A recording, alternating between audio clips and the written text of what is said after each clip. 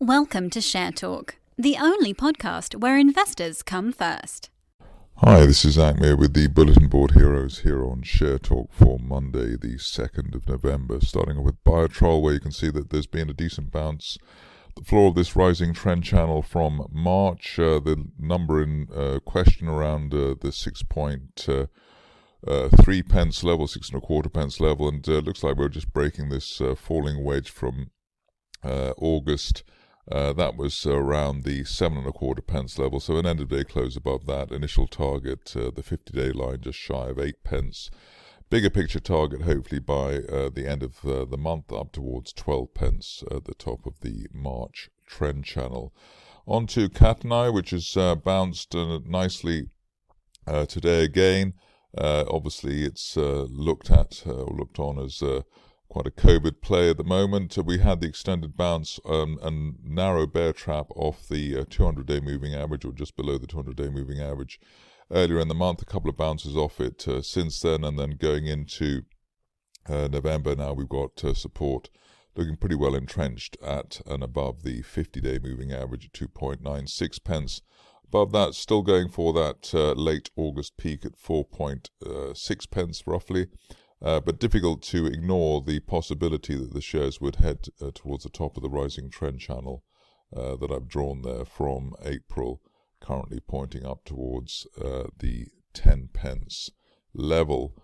Oil and gas stocks not flavour of the month at the moment, but one or two exceptions. The first one looks to be Coro Energy, where we're about to have hopefully a break of the 50-day moving average at 0.28 pence. End of day close above that would be the first end of day close above the 50-day line since the end of July, and would open up the possibility of a move towards the top of that broadening triangle on the daily chart from June, heading towards 0.5 pence plus and just shy of the 200-day moving average there at 0.54 pence, hopefully over the next 4 to 6 weeks, or 4 to 6 weeks after any break or close above the 50-day moving average.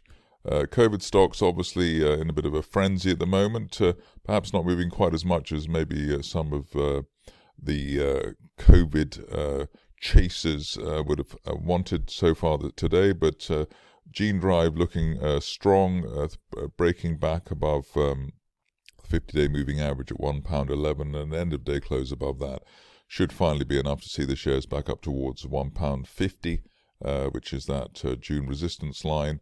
If you're cautious on the shares, maybe you want to see an end-of-day close at 117 plus, which is the 20-day moving average, and also that line of resistance from May, which hopefully the stock breaking that would snap the recent consolidation that the stock has been in. So I said oil and gas not the flavour of the month or the flavour of the week, but i3 Energy still bouncing along the bottom there. 4 pence the nominal support here, and we just had a little bear trap below it at the end of last week, but at least while above 3.8 pence on an end of day close basis, looking for at least a retest of last week's 5.5 pence zone resistance, through 5.5 up to the long promised 8 pence plus, which is the top of the May rising trend channel, again on the daily chart. Lidco gapped up rather strongly today, just worth following the price action. You can see that there was a 2 to 3 day bear trap for the shares just below the 6 pence level, and just flushed out probably the last of the weak hands there.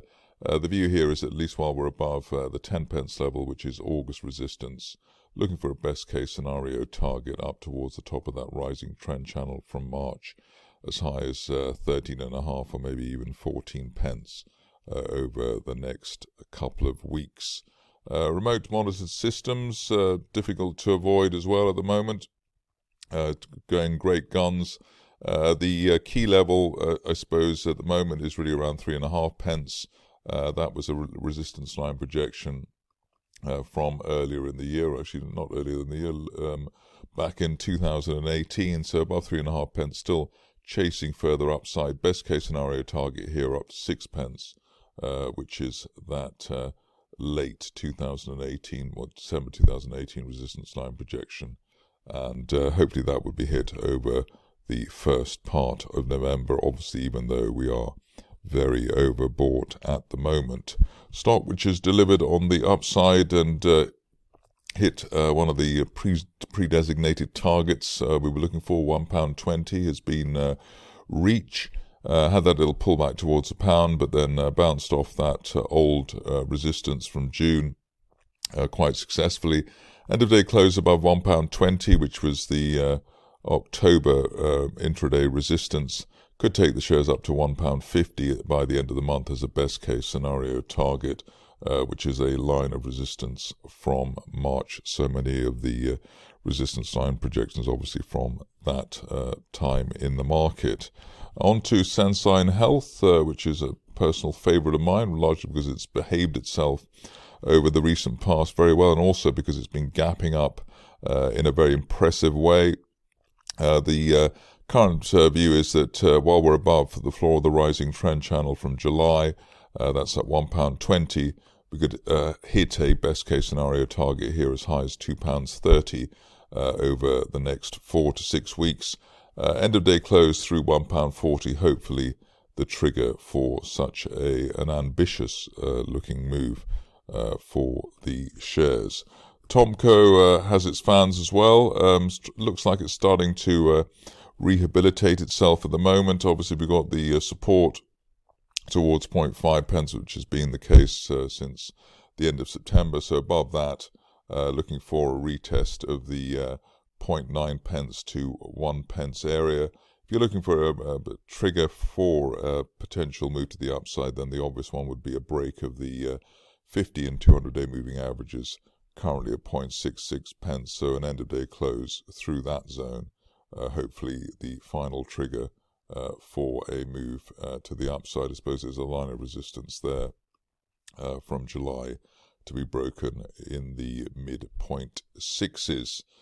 Just a couple of stocks to go now. Turn finally come up with the goods and hopefully shaken off the bears for good as well. I think the last time I looked at it, the end of last week, I was looking for a rather ambitious sounding 16 pence target, which has just been hit now. We could probably do a little bit better, in fact, than that. End of day close through 16 pence. Could take the shares up to that higher broadening triangle target up towards 21 or 22 pence, hopefully over the next few sessions, maybe the next week or two. Nice golden cross there between the 20 and 50 and 30-day moving averages, and we also see that the 200-day line currently just above 8 pence, also starting to rise, which can be a leading indicator on future upside. Finishing off with XL Media, and here we've got a stock which is hopefully just starting its journey on the upside. A nice end-of-day close today, hopefully above the 200-day moving average, just shy of 24 pence. Should be the trigger for a move towards that late February resistance line projection target at 42 pence. Obviously, if you are cautious on the shares, you'd wait for an end-of-day close through 27 pence, which was the October intraday peak. That's it from me today. More updates tomorrow.